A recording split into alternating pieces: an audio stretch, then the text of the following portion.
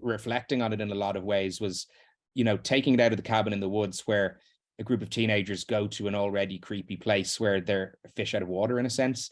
This was actually bringing the horror into the home, into a familiar space.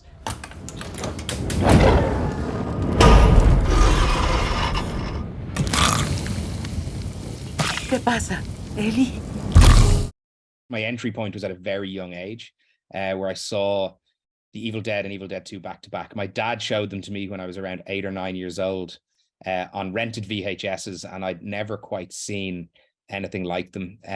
They got under my skin, immediately. I didn't really understand what I was watching. I just knew it was unlike anything I'd ever seen before.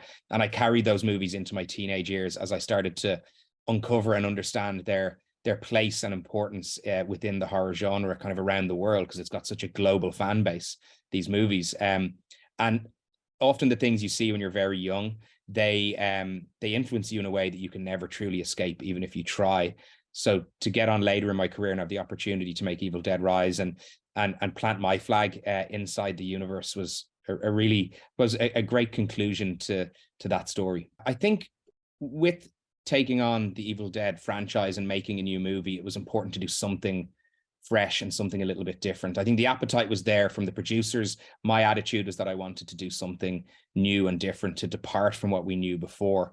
And it was about finding interesting characters that are imperfect, that have worries and concerns and things on their mind, just like us or the people that we know, so that we could then go on and identify with those characters as we kind of take them through the dark and crazy twisted corridors of this movie. And I think what's interesting, reflecting on it in a lot of ways, was, taking it out of the cabin in the woods where a group of teenagers go to an already creepy place where they're a fish out of water, in a sense. This was actually bringing the horror into the home, into a familiar space, which I think can be all the more frightening. To take something as powerful, like I think when you watch an Evil Dead movie, you're like, we're safe. That's all the way out there in the forest. Everything's okay.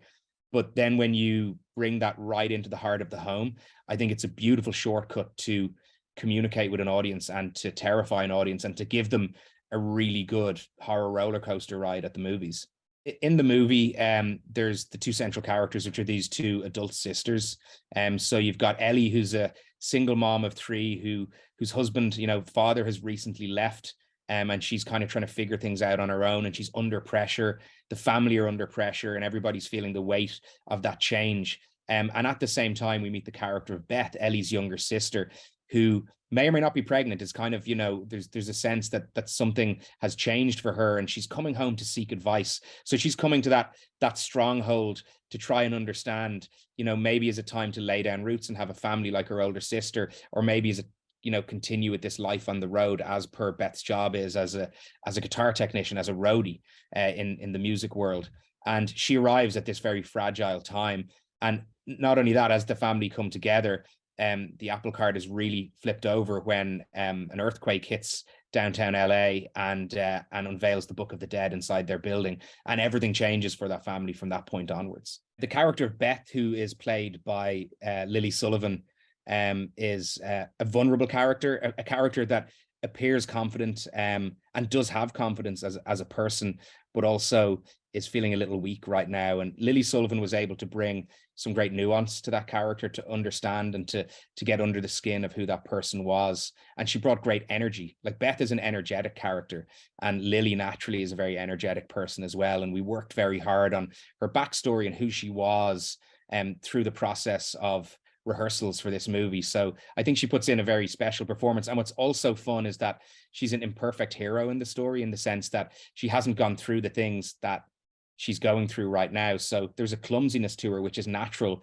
for anybody. So when she picks up a shotgun in the story, it's not like she knows how to handle a gun. And Lily was great at understanding the weaknesses of her character, which helped made her extremely human. And then in relation to Ellie, who's played by Alyssa Sutherland, who plays this wonderful mother, but then also becomes a subversion of that, and this very dangerous force that bears weight onto this innocent family, her own family in a sense. Alyssa brought an incredible physicality, like an amazing attitude to really go for the role and to bring something very unique to screen in terms of a serious, bad character in a horror movie, and by bad I mean dangerous and terrifying, and she put all she had into it, you know, physically and emotionally, and was willing to like let go. That's what I loved about Alyssa. She was willing to let go and truly try and push and push and push, so that the possessed Ellie on screen could be something super memorable for audiences. I set out to create a roller coaster ride for the audience, blood drenched in a way, but also super entertaining, super scary, super engaging, and an interesting story with characters that you want to spend time with and to feel fear with. I think when you make a horror movie, that's really important, that you can identify with the human beings in the story and feel their plight and feel that connection.